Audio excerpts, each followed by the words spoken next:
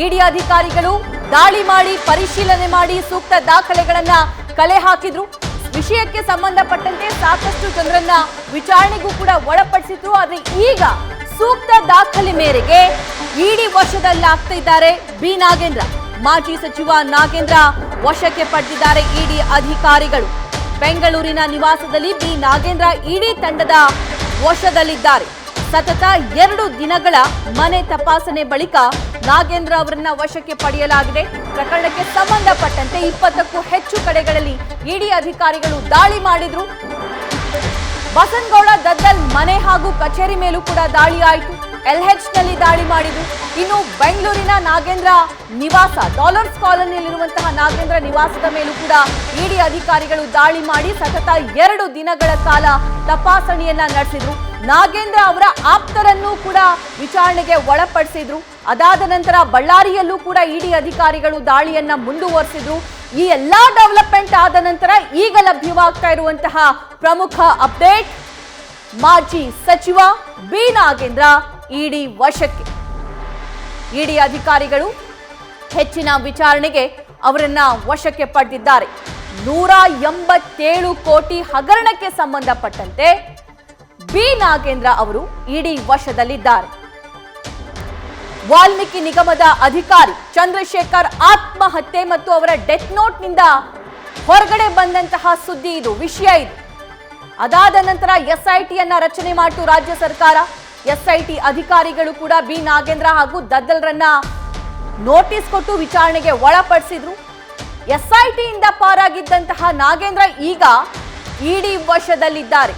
B Nagendra ಅವರನ್ನ ವಶಕ್ಕೆ ಪಡೆದಿದ್ದಾರೆ ಇಡಿ ಅಧಿಕಾರಿಗಳು. ಅವರನ್ನ ಕರೆದುಕೊಂಡು ಹೋಗಿದ್ದಾರೆ ಇಡಿ ಆಫೀಸಿಗೆ ಅನ್ನುವಂತಹ ಮಾಹಿತಿ ಸದ್ಯಕ್ಕೆ ಲಭ್ಯವಾಗ್ತಾ ಇದೆ. ಬೆಂಗಳೂರಿನ ಡಾಲರ್ಸ್ ಕಾಲೋನಿ ನಿವಾಸದ ಲೈವ್ ದೃಶ್ಯವನ್ನ ನೀವು ಗಮನಿಸ್ತಾ ಇದ್ದೀರಿ. ಬಿ ನಾಗೇಂದ್ರ ಅವರನ್ನ ಇಡಿ ಅಧಿಕಾರಿಗಳು ತಮ್ಮದೇ ಇನೋವಾ ವೆಹಿಕಲ್ ನಲ್ಲಿ ಕರ್ಕೊಂಡು ಹೋಗ್ತಾ ಇರುವಂತಹ ದೃಶ್ಯ ಸ್ಕ್ರೀನ್ ಮೇಲೆ ಗಮನಿಸ್ತಾ ಇದ್ದೀರಿ. ಬೆಂಗಳೂರಿನ ನಾಗೇಂದ್ರ ಅವರ ಡಾಲರ್ಸ್ ಕಾಲೋನಿ ನಿವಾಸದಿಂದ ಅವರನ್ನ ಇಡಿ ಅಧಿಕಾರಿಗಳು ವಶಪಡಿಸಿಕೊಂಡು ಕರ್ಕೊಂಡು ಹೋಗ್ತಾ ಇರುವಂತಹ ದೃಶ್ಯ ಸ್ಕ್ರೀನ್ ಮೇಲೆ ಗಮನಿಸ್ತಾ ಇದ್ದೀರಿ. ಇನ್ನು ಈ ನಿಗಮದ ಹಗರಣಕ್ಕೆ ಸಂಬಂಧಪಟ್ಟಂತೆ ಯಾವ್ಯಾವ ಅಕೌಂಟಿಗೆ ಹಣ ಟ್ರಾನ್ಸ್ಫರ್ ಆಗಿದೆ, ಯಾವ್ಯಾವ ರಾಜ್ಯದಲ್ಲಿ ಹಣ ಟ್ರಾನ್ಸ್ಫರ್ ಆಗಿದೆ, ಅವರು ಇವರಿಗೆ ಹೇಗೆ ಪರಿಚಯ, ಆ ಲಿಂಕ್ ಬೆಳೆಸಿದ್ ಹೇಗೆ, ಎಲ್ಲದರ ಬಗ್ಗೆ ಮಾಹಿತಿಯನ್ನ ಕಲೆ ಹಾಕ್ತಾರೆ.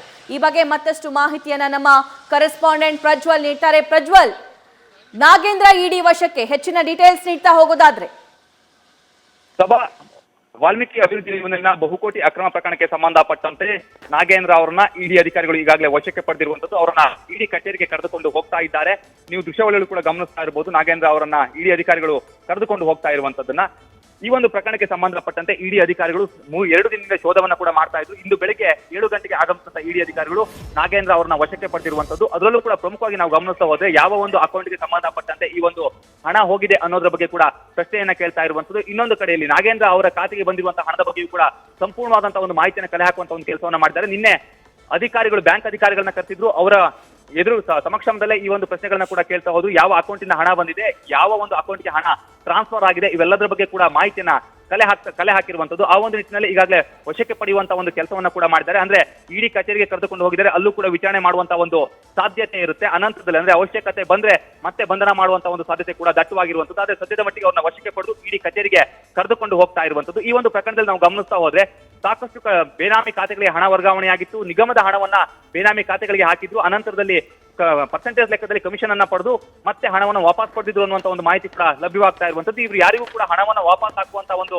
ಮನಸ್ಥಿತಿ ಇರಲಿಲ್ಲ. ಅಂದ್ರೆ ನಿಗಮಕ್ಕೆ ಸಂಬಂಧಪಟ್ಟಂತೆ ಇವರು ನಿಗಮದ ಖಾತೆಗೆ ಮತ್ತೆ ಹಣವನ್ನು ವಾಪಸ್ ಹಾಕುವಂತ ಒಂದು ಮನಸ್ಥಿತಿ ಇರಲಿಲ್ಲ. ಅದನ್ನ ಗುಳು ಮಾಡುವಂತ ಒಂದು ಮನಸ್ಥಿತಿಯಲ್ಲೇ ಇದ್ರು ಅನ್ನುವಂಥದ್ದೇ ಅದು ಸ್ಪಷ್ಟವಾಗಿ ಗೊತ್ತಾಗ್ತಾ ಇರುವಂತದ್ದು. ಆ ನಿಟ್ಟಿನಲ್ಲಿ ಯಾವಾಗ ಸರ್ಕಾರ SIT ರಚನೆ ಮಾಡ್ತೋ ಅನಂತರದಲ್ಲಿ ಅಷ್ಟೊಂದು ಬಹುಕೋಟಿ ಹಗರಣವಾಗಿದ್ದರಿಂದ ಇಡಿ ಕೂಡ ಎಂಟ್ರಿ ಆಗಿತ್ತು. ಇಡಿ ಎಂಟ್ರಿ ಆದ ನಂತರದಲ್ಲಿ ಸಾಕಷ್ಟು ಕಡೆಗಳಲ್ಲಿ ಪರಿಶೀಲನೆಯನ್ನ ಕೂಡ ನಡೆಸಿದ್ರು. ಹಾಗಾಗಿ ಇಲ್ಲಿ ಸ್ಪಷ್ಟವಾಗಿ ಗೊತ್ತಾಗ್ತಾ ಇದೆ, ಎಲ್ಲೋ ಒಂದು ಕಡೆ ಮಾಜಿ ಸಚಿವರು ಕೂಡ ಹಾಗಾದ್ರೆ ನೇರವಾಗಿ ಭಾಗಿಯಾದ್ರ ಅನ್ನುವಂತ ಒಂದು ಅನುಮಾನ ಕೂಡ ಮೂಡ್ತಾ ಇರುವಂತದ್ದು. ಕಾರಣ ಏನು ಅಂತ ಹೇಳಿದ್ರೆ ನಾಗೇಂದ್ರ ಅವರ ಆಪ್ತ ನಾಗರಾಜ್ ನಿಕುಂಟಿ ಅವರನ್ನ ಕೂಡ ಬಂಧಿಸುವಂತ ಒಂದು ಕೆಲಸವನ್ನ ಮಾಡ್ತಿದೆ SIT. ಈ ಸಂದರ್ಭದಲ್ಲಿ ಸಾಕಷ್ಟು ವಿಚಾರಗಳು ಕೂಡ ಹೊರ ಬಂದಿತ್ತು.